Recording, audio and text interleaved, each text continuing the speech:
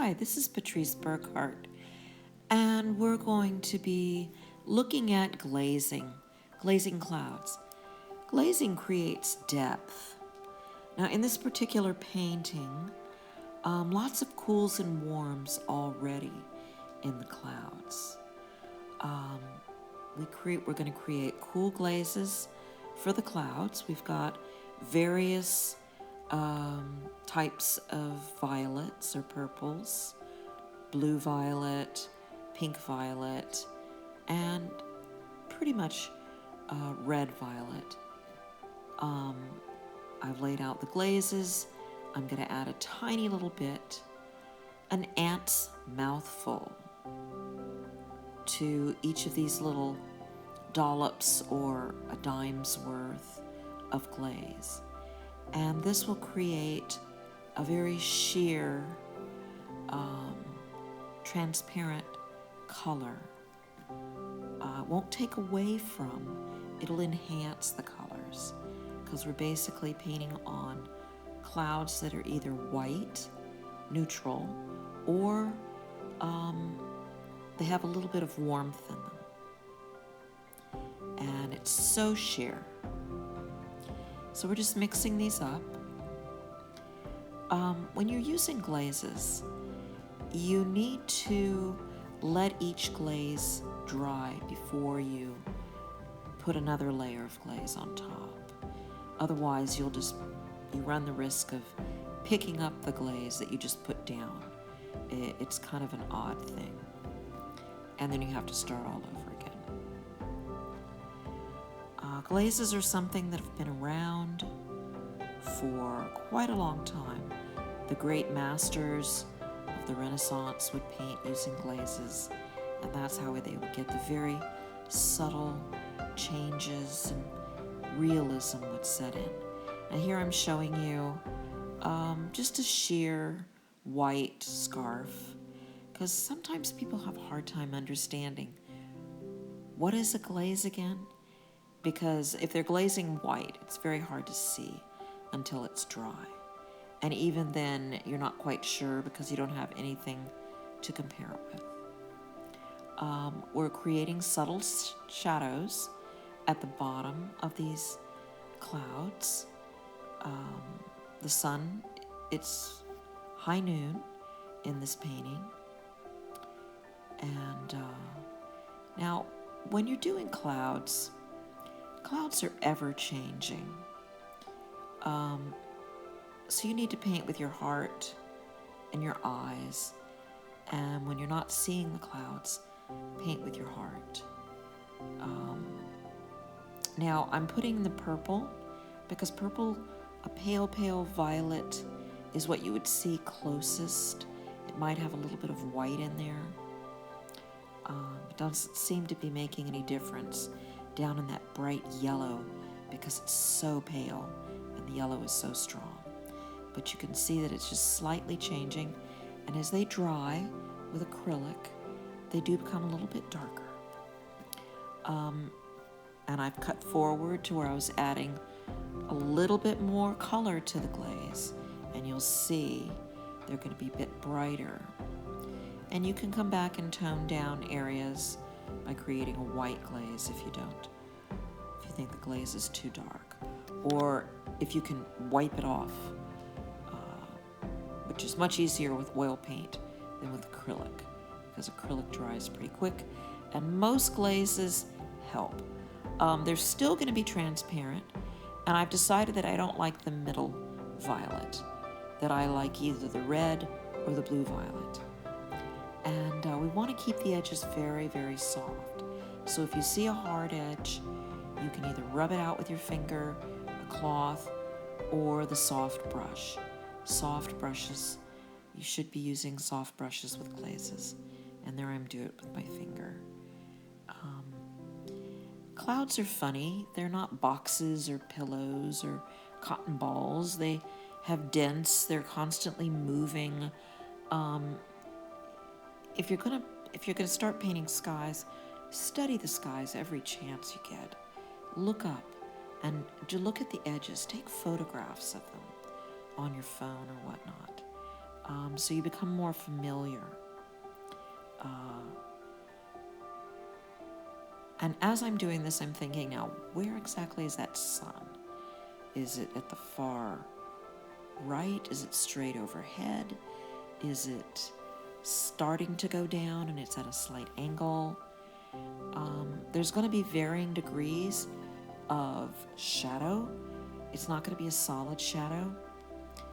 And here I'm rubbing it to try to get soft, because we're painting air. And again, there's such irregular shapes. We want to make sure all of the edges are soft. With clouds, the shadows are soft. If you see anything that has a hard edge, correct it by either coming in from the sky side or the cloud side for the edges. Now, I was attempting to push these low clouds back so that they're further away. So I'm putting on a little bit of a blue glaze over them so they're not quite as bright. Because dull and cool go back in space. It's just a phenomenon. Bright comes forward. Okay, bright and light always come forward in space. So I'm just adding maybe flickers of the light passing through these clouds. And change your brush if you can. Change the way you hold the brush so you'll get different shapes. Because again, they're not going to be the same, you know. The glazes are so sheer, really sheer. And study the clouds, because you'll see there's really beautiful color in those clouds. They're not just white. They have purple, they have yellow. It really depends what's in the air, what's in the atmosphere. Okay, and then here I go back in and I'm layering it with just white paint. You can paint right over the glazes and make it more opaque in certain areas. And I had to do this quite a bit because I was using a student grade of white versus the heavy body.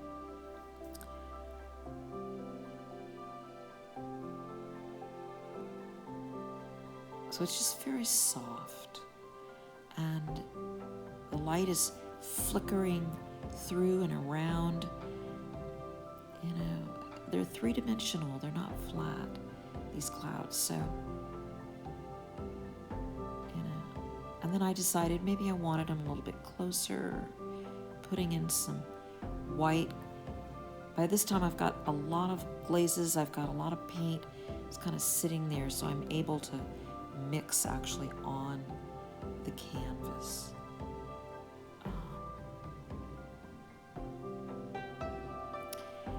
Clouds are very airy. You've got to keep softening them, finesse them, you know, love the process.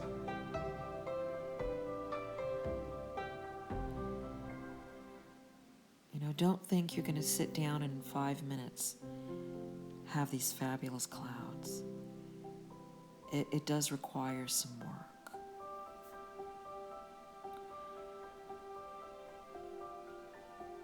But I love painting clouds. They're fascinating. I don't know what I love better, clouds or water. They're both ever-changing, and they both have reflective and transparent qualities that just make them challenging and interesting and beautiful, and you study them enough and you'll be able to do it.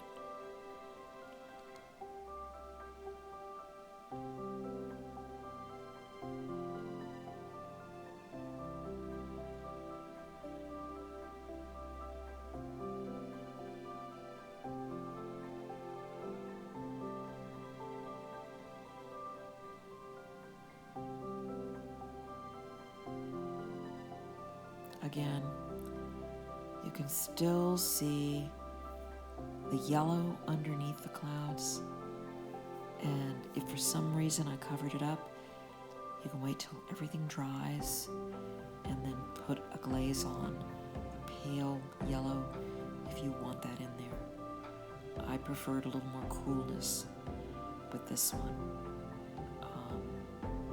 But again, finesse the clouds. They're magnificent. Clouds are just amazing.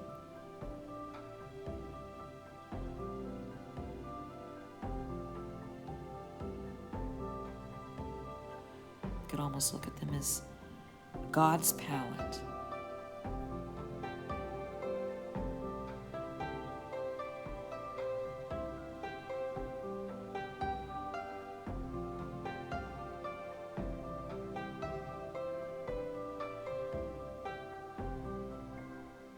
Love the process. I can't say that enough. And really, remember this. I'm asked this so often. When is my painting finished? It is finished. Well, actually, it's never finished. You just stop when it's in an interesting place. So you have to stop from time to time, evaluate, let it rest, and love the process. You'll get there.